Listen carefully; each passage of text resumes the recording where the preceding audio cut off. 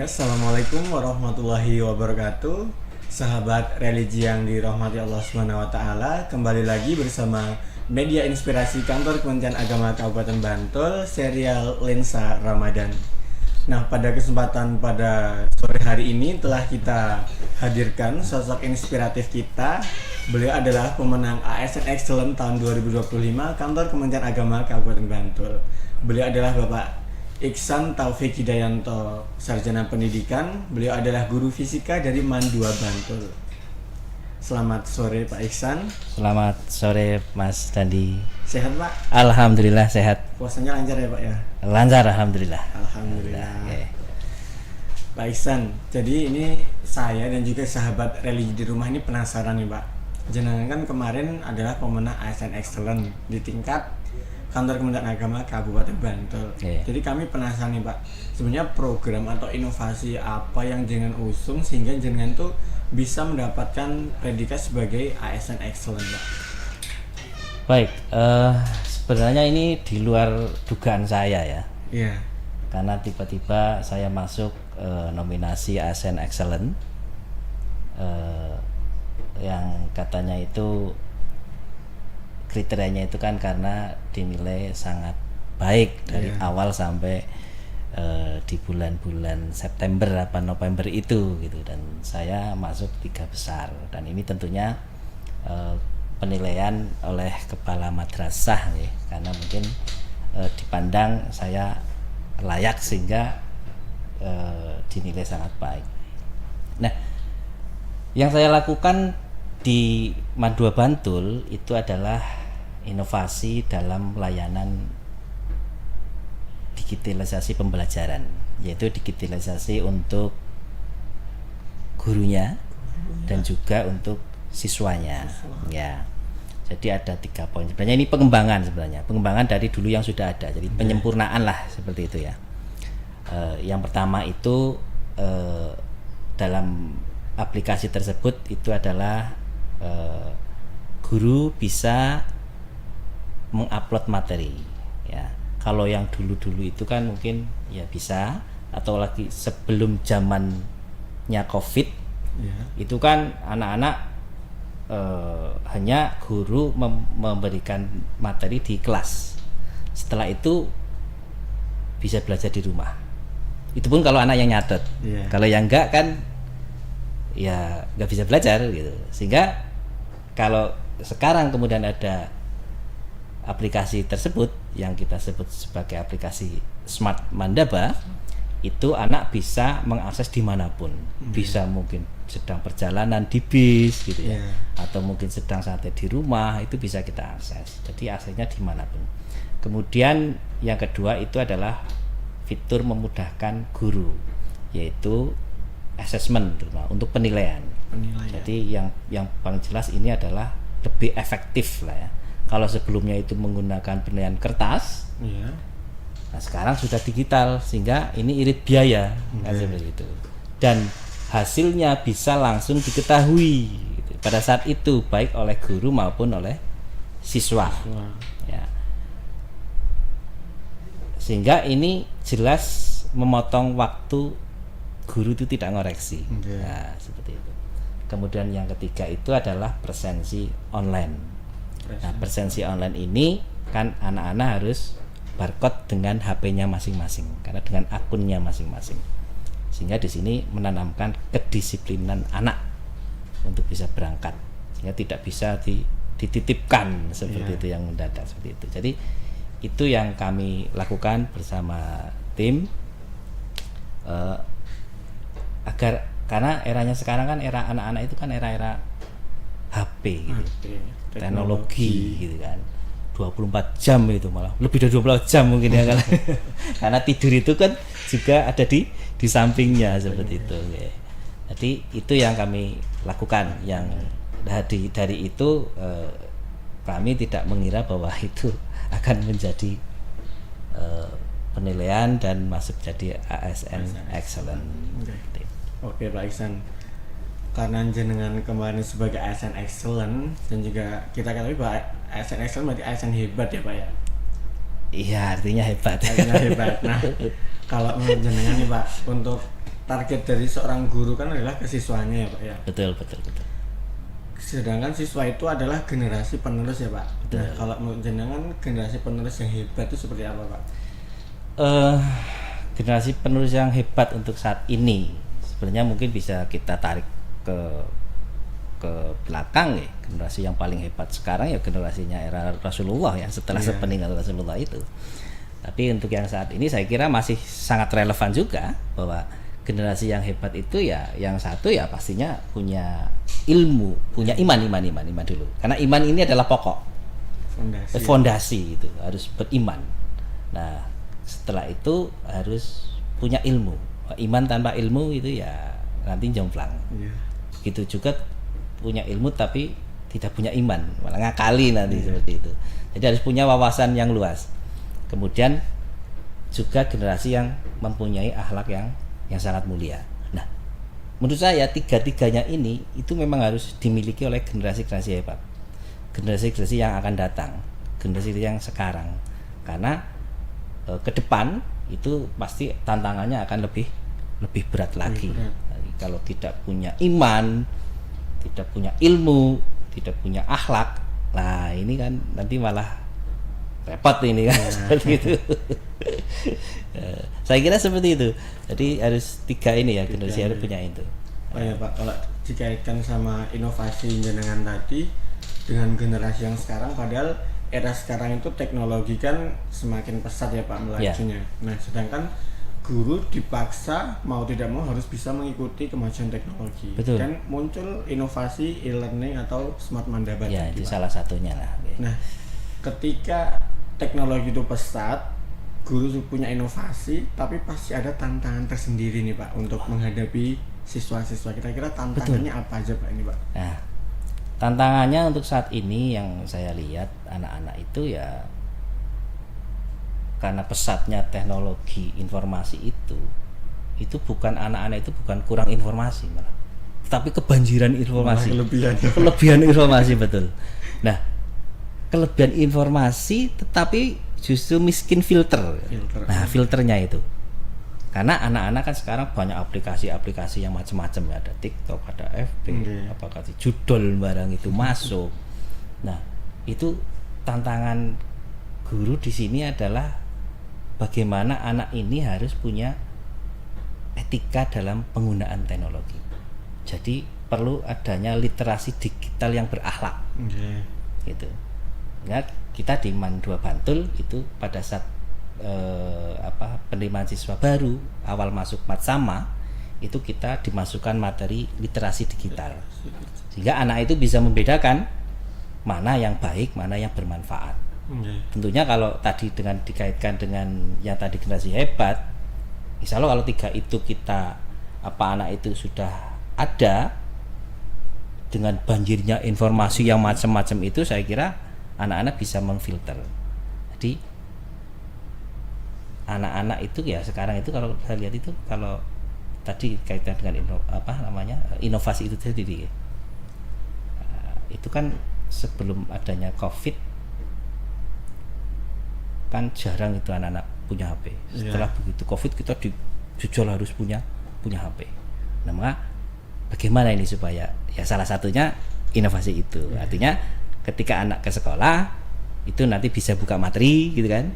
Tidak cuma hanya pegang HP main game. Nah, seperti itu. Jadi tantangannya di situ itu. Justru kita harus memberikan literasi digital pada anak. Seperti itu saya kira. Berarti yang di era teknologi yang semakin pesat juga seimbang nih dengan tantangannya ya Pak ya. Betul sekali. Jadi guru harus tetap bisa menyesuaikan dengan teknologi seperti itu, harus bisa menciptakan pembelajaran yang mungkin juga mengikuti perkembangan zaman, namun tantangan yang ada juga sebagai tantangan sebagai gurunya. Betul gitu ya, Pak, ya. Jadi kita jadi guru itu sendiri juga memang harus update kompetensi kita, jangan sampai kalah dengan siswa. Nah, karena siswa ini sekarang jangan pinter-pinter gitu. Cuma itu tadi filternya yang belum. Ya, filternya yang saya kira itu perlu dikembangkan di anak itu harus punya literasi digital yang berakhlak. Seperti itu. Ya Pak Iksan, mungkin kita jeda sebentar untuk tayangan yang berikut ini.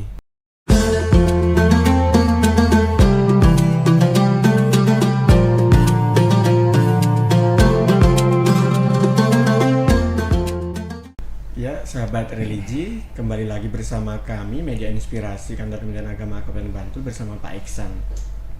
Oke Pak Iksan, kita lanjutkan obrolan kita yang tadi ya Pak ya. Tadi kita sudah membahas tentang kemajuan teknologi, juga inovasi jenengan Demand 2, kemudian juga tantangan-tantangan yang ada yang dihadapi oleh siswa. Nah, mungkin harapan jenengan mengenai yang kita bahas sebelumnya, tapi dari sudut pandang orang tua nih Pak. Oh iya. Gimana Pak itu Pak? Saya kira orang tua atau keluarga ini kan jadi madrasah yang pertama ya Mas. Iya. Maka yang jadi guru pertama itu kan orang tua. Jadi orang tua itu harus menanamkan sejak dini di awal itu nilai-nilai akhlak-akhlak yang ya gitu. Yeah. Karena kita sebagai guru itu kan kita hanya lihat anak di sekolahan saja, ya kan. Tetapi setelah itu kan kita nggak tahu, sehingga di sini memang perlu sinergi lah antara orang tua, kemudian guru dan masyarakat. Nah, kalau salah satunya kurang optimal, satunya mengabaikan, maka ini saya kira untuk menjadi generasi hebat anak-anak kita itu akan kurang optimal. Misalkan bahwa kita di madrasah itu sudah melakukan pembiasaan sholat duha bersama, kemudian sholat zuhur berjamaah bersama. Nah, pembiasaan ini kan ini dalam rangka kita untuk mempersiapkan anak-anak menjadi generasi yang punya nilai, punya karakter.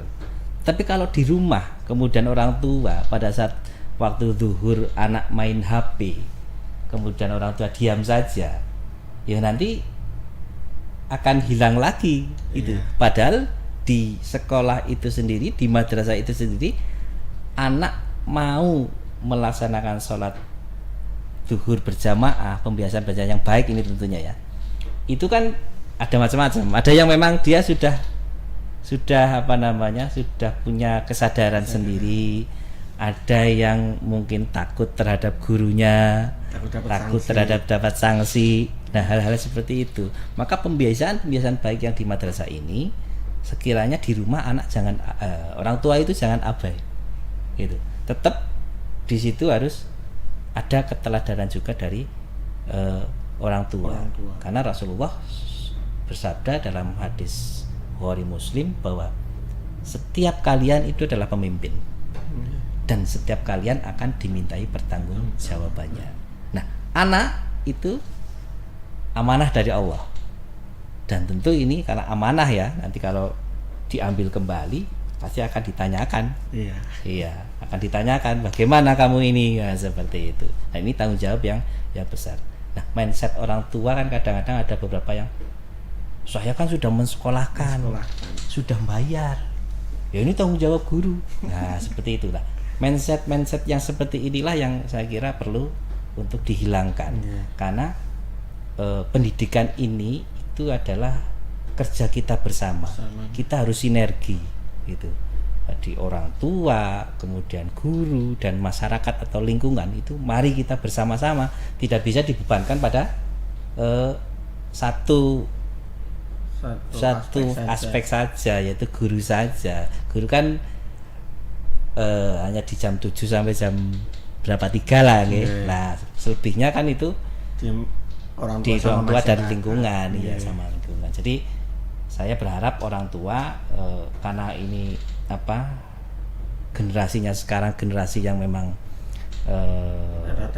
era teknologi, nah, orang tua juga harus ketat, tegas dalam mendidik anak-anaknya. Lebih bertanggung jawab juga, kontrol iya juga. Betul, kontrol juga, istilah kontrol itu. Ya sesekali bukan sekali ya, sering-sering mengontrol HP-nya anak-anak gitu ya. Kadang kita kan HP kalau ada anak kan, wah yang penting anaknya diam kalau yang masih kecil ya. Ya, karena kita sudah kecil itu udah 2 tahun 3 tahun itu sudah pegang HP ya, udah dipegang sendiri seperti itu. Saya kira harapan saya ya orang tua tetap ikut, harus malah wajib ikut karena itu nanti akan diminta tanggung jawabnya. Soalnya ini ya Pak ya, berarti kalau dari madrasah atau sekolah guru sebagai teladannya bisa mengontrol, tapi harus diimbangi juga kalau di rumah dan masyarakat itu ya Pak. Betul ya, betul. Biar seimbang dan juga bersinergi. Kerja bersama lah gitu ya. Karena pendidikan ini kan prosesnya panjang ya. Menyiapkan generasi hebat itu kan panjang sebenarnya.